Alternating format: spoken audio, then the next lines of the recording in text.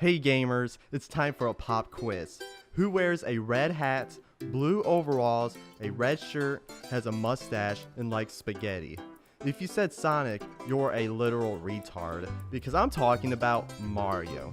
Mario is the most iconic video game mascot of all time, for good reasons too. He boasts hundreds of titles on all Nintendo consoles. He's got racing games, sports games, party games, but for this video, I'm talking about the 2D platforming games. I'm going to rank all the 2D Mario games from worst to best, so here we go. I'm starting this list with Super Mario Bros. 2: The Lost Levels. Originally released in the US in 1993. Are there seriously any redeeming qualities of this game? I mean, it's not necessarily bad, but it's basically a hardcore version of the first Super Mario Bros. Game. Looks exactly the same, plays exactly the same, and the level design is just not up to quality as the rest of the series. Sometimes the design is just outright unfair. Some of these levels are levels you would see in Super Mario Maker. This game is made for the Japanese gamers that deemed the original Super Mario Bros. To be too easy. For real, this game was deemed so hard that we didn't even get this game when it originally came out.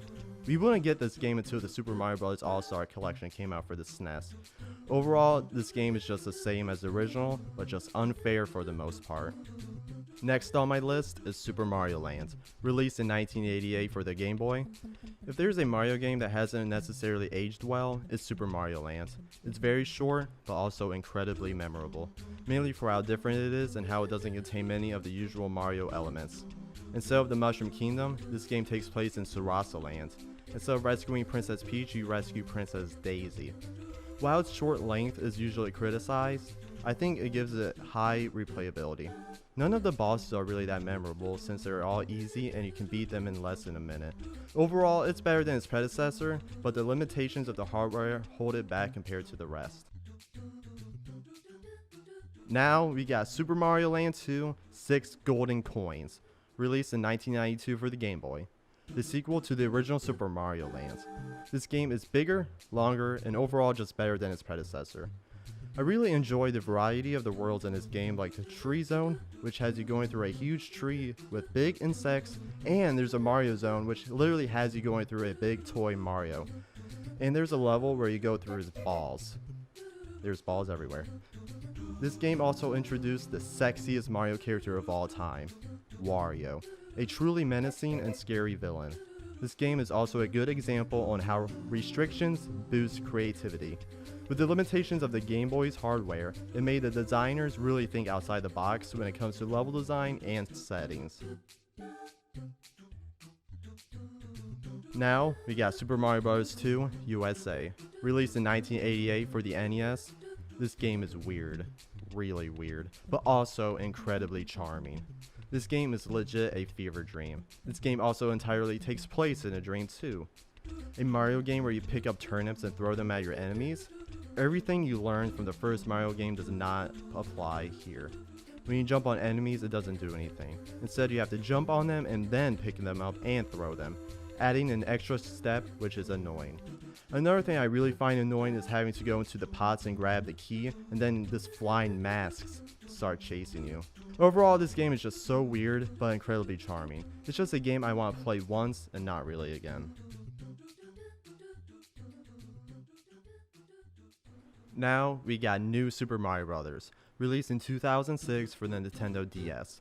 This was a huge game for the Nintendo DS and for the series as a whole. This game not only brought a new generation and audience to the series, but also brought back the original generation and audience as well. At first, this game doesn't do anything too crazy or new. It plays it safe, but the further you get into the game, it starts to throw new ideas at you. This game was also the first 2D Mario game to introduce wall jumping, a now staple part of the series. It also introduced the Star Coins, which are 3 in every level. I like how for the most part Bowser Jr. is the main villain, but in true Mario fashion, it's Bowser who's actually the main villain. One of the most memorable levels in this game is the level that has you going through an underground pipe-like maze. If there's one thing this game best at over all the other games, it's the amazing collection of minigames. You could play poker and gamble in this game. What else do you want? You also got Toad walking around serving drinks in nice tuxedos. Next up, we got Super Mario Bros., released in 1985 for the NES. This game is what brought video games back into business. It's also what brought Nintendo from primarily a toy company into a video game company. This is probably the most iconic Mario game, and for good reasons. The graphics are iconic, the music, while simple, is incredibly memorable and catchy. This game also holds probably the most iconic video game level of all time, World 1-1. This level is the perfect example on how to teach the player how to play the game through its gameplay. Nowadays, games have boring tutorials that have to teach you, while this level teaches you in a more natural, organic way. Everything from the first level to the iconic power-ups, Toad telling you that the princess is in another castle, and all the way to finally rescuing Princess Toadstool.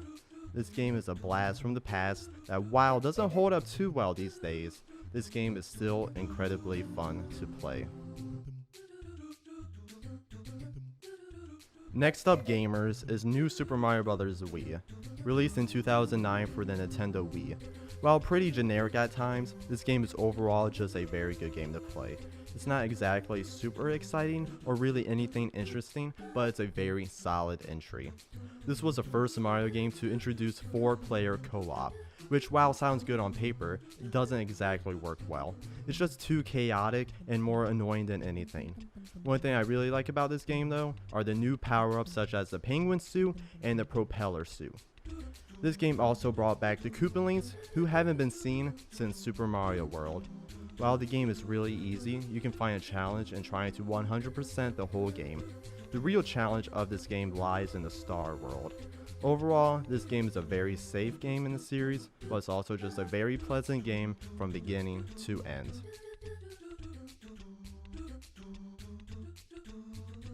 Next up is New Super Mario Bros. U, released in 2012 for the Wii U and re-released in 2020 for the Switch as the deluxe version. This is definitely the most underrated 2D Mario game, which is no surprise since it was released on a console that no one really cared for, and it was released during a time where everyone was getting sick of the New Super Mario Bros. Series. But this game is honestly just a blast to play. This game doesn't do anything exactly new, but its really tight level design makes up for it. This is also the first Mario game in HD, and while it has the same boring generic art design first introduced in New Super Mario Bros., this game still looks great. I also really like, instead of reaching Bowser's castle at the end, you have to make your way to Peach's castle that Bowser took over.